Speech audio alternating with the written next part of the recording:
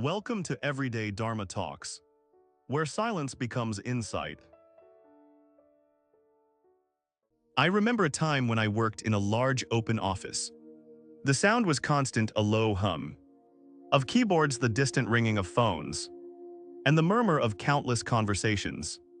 But the loudest noise wasn't coming from the room. It was coming from everyone else's expectations. I was working on a project that I cared about deeply. In the beginning, my vision for it was so clear, so simple. It felt like my own. But as I started to share my ideas, the noise began. My manager suggested a different direction, one that was more marketable. A senior colleague advised me to make it more complex, to show off my technical skills. Another person warned me it was too risky, too different from what we had done before. Each piece of feedback was like a new voice in my head. I started to doubt my own instincts. My clear vision became clouded, muddy. I would sit at my desk, staring at the screen, but I wasn't listening to myself anymore. I was trying to listen to everyone else at once. I changed the project to please my manager, then changed it again to impress my colleague. And then I softened its edges to make it less risky. The result was a patchwork of other people's ideas. It was fine. It was acceptable. But it had no heart. It wasn't mine. I remember presenting it in a meeting. And as I spoke the words, they felt hollow, foreign in my own mouth. I received polite applause. The project was approved. But I felt a profound sense of emptiness. A quiet failure that no one else could see. That evening, I didn't go straight home. I walked to a small, quiet park I knew nearby. It was late and the city's hum was softer there. I just sat on a bench and did nothing. I didn't try to think. I didn't try to solve my feelings. I just sat and listened to the rustle of leaves in the cool air. And in that quiet, a thought arose. It wasn't loud. It was barely a whisper. That wasn't you. That was it. That was the whole thought. It wasn't an accusation. It wasn't angry.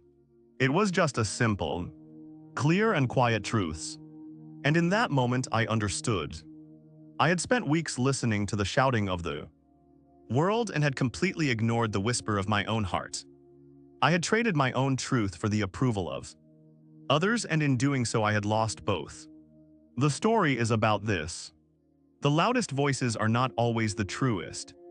Our own inner voice, the one that holds our integrity and our peace, does not shout to be heard.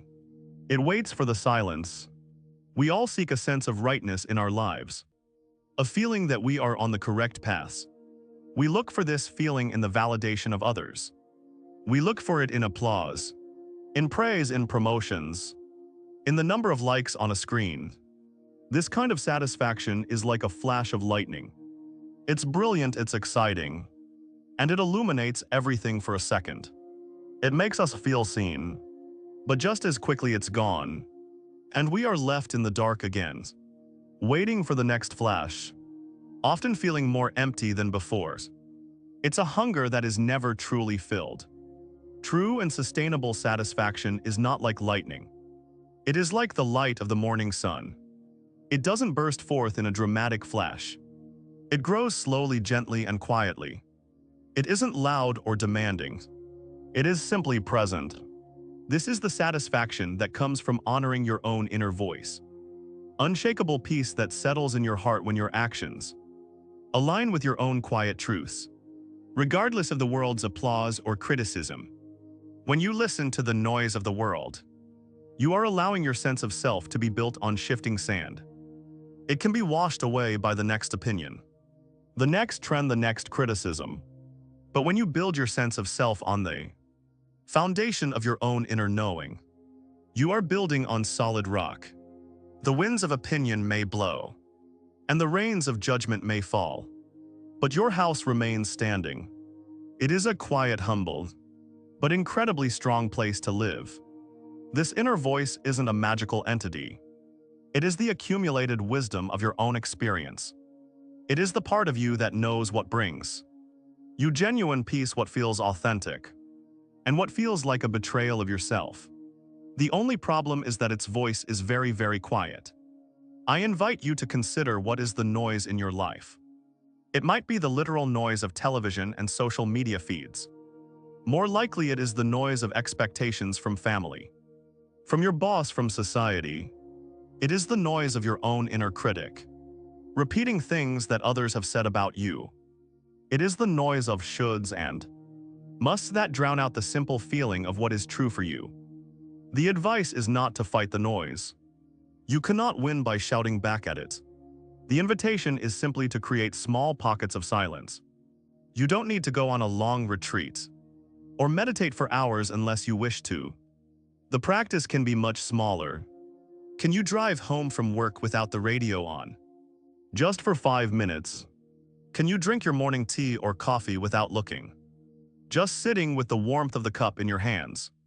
When you go for a walk, can you leave your headphones behind and listen instead to the sound of your own footsteps on the pavement? The purpose of this is not to force your inner voice to speak. You cannot command it. The purpose is to create a quiet space. You are simply turning down the volume of the world, creating a possibility for that quiet whisper to be heard.